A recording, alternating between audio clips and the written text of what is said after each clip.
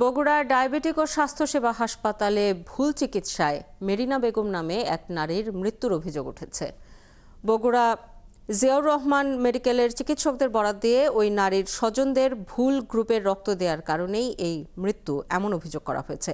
মেরিনা বেগমের ডেথ সার্টিফিকেটকেও ভুল গ্রুপের রক্ত দেওয়ার বিষয়টি উল্লেখ করা হয়েছে এবং এই বিষয়টি এদিকে ভুল গ্রুপের রক্ত দেওয়ার অভিযোগ অস্বীকার করে বগুড়া ডায়াবেটিক হাসপাতাল কর্তৃপক্ষ জানিয়েছে তদন্ত না করে কিছু বলা সম্ভব নয়।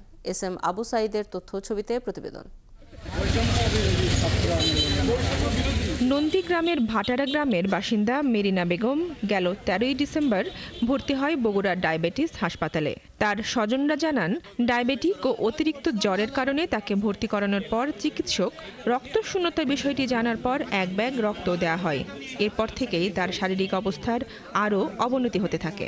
পরে চিকিৎসকের পরামর্শে তাকে নেওয়া হয় বগুড়ার শহীদ জিয়াউর রহমান মেডিকেলে। সেখানে রক্তের গ্রুপ ও পজিটিভ শনাক্ত হয়, কিন্তু চিকিৎসকরা বলছেন মেরিনাকে এবি পজিটিভ গ্রুপের রক্ত দেওয়া হয়েছে। পরে রবিবার সকালে তিনি মারা যান। যে উপপরিচালকের সাথে কথা বললো যে আমরা এগুলো ক্লিয়ারেন্স দিতে পারবো না। ওনার এমনিতে একটা লিখিত দিল যে ব্লাড ক্রসিং ম্যাচিং এর জন্য মারা গেছে, মানে ও পজিটিভ ব্লাড গ্রুপ দিছে এবি পজিটিভ, সেই কারণে রোগীটি মারা গেছে। স্বজনদের অভিযোগের বিষয়টি জানতে ডায়াবেটিক হাসপাতালে গেলে 3 সাংবাদিককে আটকে রেখে মারধর করে কর্তৃপক্ষ। উনি একজন ফোন টিপে কাকে যেন ফোন দিল, তারপরে তার রুমে 40 থেকে 50 জন লোকজন আসলো। আসার পরে আমাকে মারধর করলো এবং আমার আইডি কার্ড, আমার পকেটে থাকা মোবাইল এবং আমার কাছে থাকা 32,000 টাকা ছিনিয়ে নেয়। আমি এটি দেখার জন্য এবং ভিডিওটা আমি নেওয়ার জন্য যখন ভিতরে যাই, সেই সময় আমাকে গেটে ধরে এভাবে হেনস্থার শিকার করা হয়েছে। এই ব্যাপারে জানতে চাইলে হাসপাতালের পরিচালক ভুল রক্ত দেওয়ার বিষয়টি স্বীকার করেননি। তিনি জানান, পুরো ঘটনা তদন্ত করে তিনি বলতে পারবেন, যদিও ঘটনার 48 ঘন্টা পার হলেও এ নিয়ে কোনো তদন্ত কমিটি গঠন করতে পারেনি হাসপাতাল কর্তৃপক্ষ।